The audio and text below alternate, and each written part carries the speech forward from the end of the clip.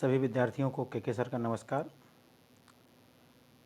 Student, आज मैं आप लोगों के सामने विश्व के कुछ महत्वपूर्ण प्रश्नों को लेकर आया हूं, जो कि किसी भी परीक्षा के लिए बहुत ही महत्वपूर्ण है। यह विश्व भूगोल से संबंधित है। पहला प्रश्न है, विश्व का सबसे ऊंचा जलप्रपात कौन सा है? तो विश्व का सबसे ऊंचा जलप्रपात एंजिल जलप्रपात है। आप देख सकते हैं, एंजिल जलप्रपात वेनेजुएला का एक झरना है। यह दुनिया का सबसे ऊंचा जलप्रपात है, जिसकी ऊंचाई 979 मीटर लगभग 3212 फीट है और गहराई 807 मीटर लगभग 2648 फीट है। यह जलप्रपात वेनेजुएला के बोलीवर राज्य के ग्रान सबाना क्षेत्र में यूनेस्को के विश्व धरोहर स्थल है। कनाइमा राष्ट्रीय उद्यान स्पेनिश पार्क नेशनल कनाइमा में आयनटेपी पर्वत पर गिरता है। तो विश्व का सबसे ऊंचा जलप्रपात एंजिल जलप्रपात कहाँ स्थित है? वेनेजुएला में। अगला प्रश्न आते हैं। देखिए, यही प्रश्न आ गया, विश्व का सबसे ऊंचा जलप्रपात किस देश में स्थित है? तभी हमने पढ़ा विश्व का सबसे ऊंचा जलप्रपात कहाँ स्थित है? वेनेजुएला में। तो अगला प्रश्न देखते हैं,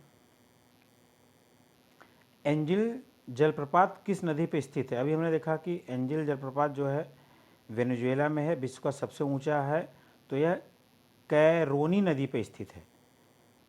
यह जलप्रपात दुनिया का सबसे ऊंचा जलप्रपात, जो कि दक्षिणी अमेरिका के वेनेजुएला में कोरोनी नदी पर स्थित है। अगला प्रश्न है, बायोमा जलप्रपात किस नदी पर स्थित है? बोयोमा जलप्रपात जैरे नदी पर स्थित है।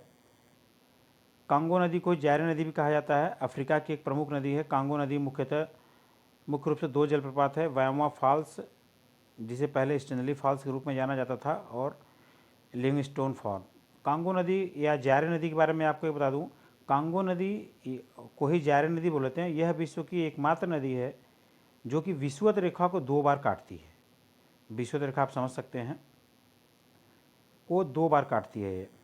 अगला प्रश्न है, स्टेनली जलप्रपात किस नदी पर स्थित है? तो स्टेनली जलप्रपात भी कांगो नदी पर ही स्थित है। आप देख सकते हैं, कांगो नदी को ही जैरे नदी भी कहते हैं। अफ्रीका की प्रमुख नदी है। अगला प्रश्न है, नियाग्रा जलप्रपात किस नदी पर स्थित है? नियाग्रा जलप्रपात सेंट लॉरेंस नदी पर स्थित है।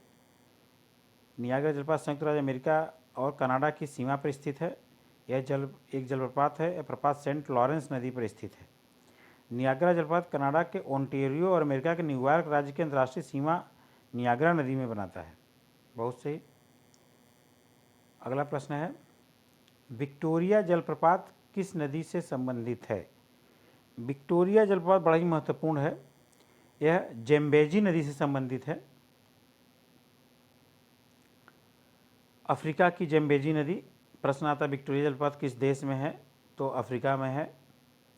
अगला प्रश्न है, नियाग्रा जलप्रपात किन 2 झीलों के मध्य स्थित है? बड़ा ही महत्वपूर्ण प्रश्न है। नियाग्रा जलप्रपात ईरी और ओंटारियो।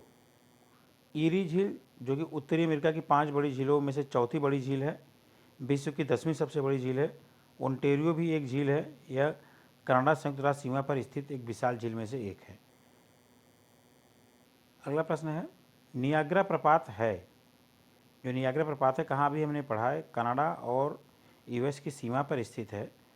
तो प्रश्न है, या तो कनाडा में होगा या तो यूएस में होगा। अगर हम ऑप्शन में देखेंगे तो कनाडा इसमें है ही नहीं है, तो इसका मतलब कहाँ है? यूएस में है। ईरी नदी संयुक्त राज्य अमेरिका कनाडा की सीमा पर स्थित है। देख सकते हैं आप। वीडियो को पॉज करके आप देख सकते हैं। वीडियो को पसंद आए तो वीडियो को लाइक जरूर करिएगा और चैनल को सब्सक्राइब कर लीजिएगा। ऐसे ही महत्वपूर्ण प्रश्न आपको देते रहेंगे हम। नियाग्रा जलप्रपात किस नदी पर स्थित है? नियाग्रा जलप्रपात किसकी सीमा पर स्थित है? तो अभी हमने देखा नियाग्रा जलप्रपात तो यूएस और कनाडा की सीमा पर स्थित है नियाग्रा जलप्रपात। अगला प्रश्न है, मेल करना है। एंजेला, बायोम, स्टेनली, विक्टोरिया हमने अभी भी सब पढ़ा है। इसमें मेल करना है, तो इसका सही मेल हम मिलाते हैं। इसमें देखिए, किसी एक को भी पकड़ लेंगे तो शायद मिल जाए। हम पकड़ते हैं स्टेनली जलप्रपात है और यह कांगो नदी पर स्थित है। तो यह विकल्प डी वाला सही है। बाकी आप देख सकते हैं ए का तीसरा यानी कि इंजीनियर जलप्रपात कोरिना नदी पर स्थित है, और बायोम जलप्रपात जारे नदी पर स्थित है। स्टेनली जलप्रपात मैंने अभी बताया आपको कांगो नदी पर स्थित है, तथा D1 विक्टोरिया जलप्रपात जम्बेजी नदी पर स्थित है। स्टूडेंट, अगर वीडियो पसंद आए तो चैनल को सब्सक्राइब और वीडियो को लाइक ज़रूर कर दीजिएगा, और आप लोग चैनल से जुड़े रहिए। मैं ऐसे ही महत्वपूर्ण प्रश्नों को लेकर आता रहूँगा। धन्यवाद दोस्तों।